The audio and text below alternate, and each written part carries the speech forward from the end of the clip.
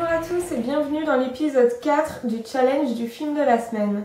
Alors c'est parti pour le premier film d'avril qui est Le Cercle 2, la version américaine bien sûr, je suis pas très fan de films japonais.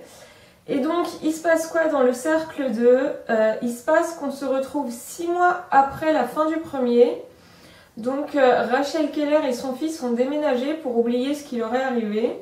Mais bien sûr, ça serait trop simple si leur vie redevenait comme avant. Et donc, dans cette nouvelle ville, il y a une personne qui a été retrouvée morte et elle a été tuée à cause de la cassette. Et donc, évidemment, Rachel repart enquêter pour arrêter Samara. Et donc, écoutez, c'était très sympa. Contrairement à la majorité des gens, je l'ai même trouvé mieux que le premier.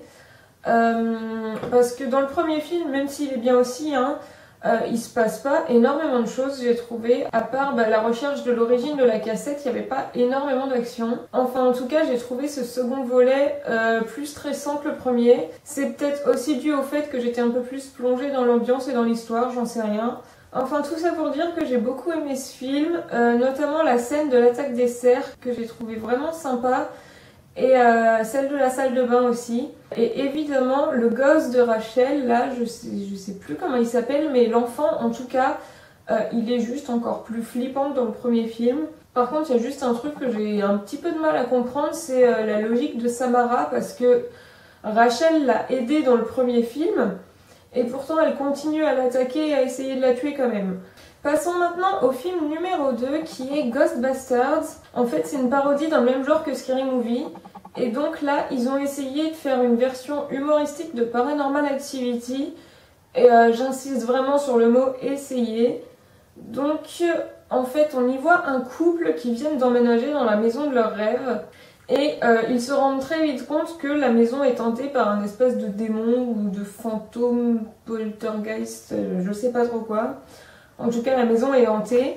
Et puis c'est tout en fait. Et alors donc, ce film, mais quelle bouse! C'est d'un ridicule, mais vous imaginez même pas comment si vous l'avez pas vu. C'est de l'humour pipi caca, mais genre qui fait rire personne au-dessus de 10 ans à peu près. Il y a des blagues de cul à gogo. Je sais bien que l'humour dans les scary movies, ils volent pas très haut non plus, ça c'est clair et net.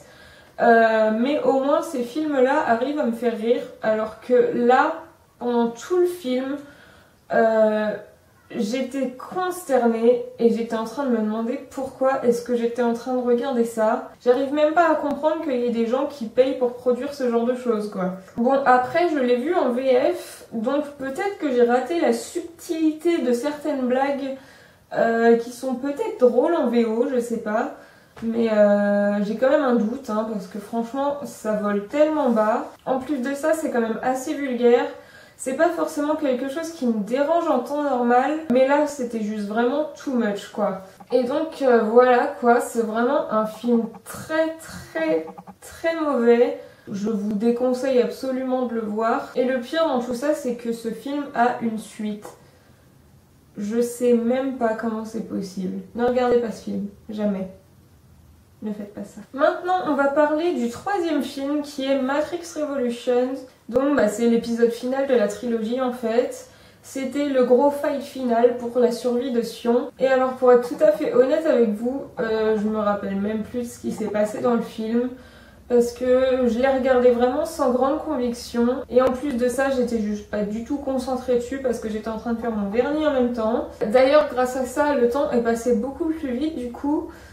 Malgré le fait que le film soit quand même encore beaucoup trop long comme le précédent. Je crois me rappeler qu'il y avait peut-être un petit peu moins de temps mort, enfin de scènes inutiles quoi. Sinon j'ai toujours pas vraiment compris qui était Smith. Je crois que c'est un programme qui a développé sa propre intelligence, mais je suis vraiment pas sûre. C'est quelque chose qui est resté assez flou pour moi. Et j'ai aussi pas compris où se trouvait Neo à la fin du film. Et donc voilà quoi, c'était pas la grosse folie. Et comme je l'ai dit le mois dernier, j'aurais vraiment dû regarder que le premier.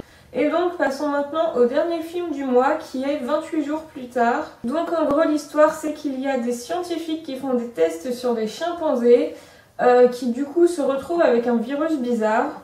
Ensuite il y a une bande de gros débiles qui décident de venir libérer les singes. Et donc il libère le virus par la même occasion qui se propage et qui provoque une épidémie de zombification. Et donc on se retrouve 28 jours après le début de la contamination, il y a des zombies partout et les survivants essayent de sauver leur peau. Donc on peut dire que c'est un truc basique de zombies quoi. Donc le début du film m'a beaucoup rappelé The Walking Dead, vu que le personnage principal se réveille d'un coma et se retrouve dans un nouveau monde plein de zombies. Ou alors c'est The Walking Dead qui s'est largement inspiré de 28 jours plus tard, je sais pas. Sinon j'ai pas trop aimé, ça fait longtemps que j'en entends parler et j'ai toujours entendu dire que c'était un film culte en matière de zombies. Et pour être honnête, je me suis vraiment beaucoup ennuyée en le regardant. Peut-être qu'il était culte avant la création de The Walking Dead parce que à l'époque où il est sorti, les zombies c'était pas quelque chose qu'on voyait beaucoup. Mais à l'heure actuelle, je trouve que ce film fait vraiment pas le poids à côté de The Walking Dead qui est vraiment une très bonne série en matière de zombies. Du coup forcément j'ai été déçue quand je l'ai vu. Je m'attendais à beaucoup mieux que ça et franchement je sais pas si je regarderai le deuxième. Ou alors je pense que ça sera dans très longtemps parce que ça m'a beaucoup refroidi du coup. Et voilà, ma chronique numéro 4 du challenge du film de la semaine est maintenant terminée. Je vous retrouve le mois prochain pour celle du mois de mai. Bye!